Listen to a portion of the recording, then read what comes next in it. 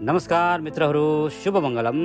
आज हामी धम्मपदको अर्को गाथामा जाउँ, जुन भगवानले महावन वैशालीमा बज्रपुत्रीका भिक्षुलाई भन्नुभएको थियो, जसमा भन्नुभएको छ दुप्पबजम दुरभिरमम दुरावासा घरा दुखा दुःखो समान संवासो दुखानु पतितद्धगु तस्मान चद्धगु सिया न च दुखानुपतितो सिया। भन्नको अर्थ हेरौँ, बिना नियमपूर्वक ग्रहण गरिएको प्रव्रजित जीवन बिताउनु कठिन छ। निवास गर्न अयोग्य घरमा बस्नु दुःखद छ।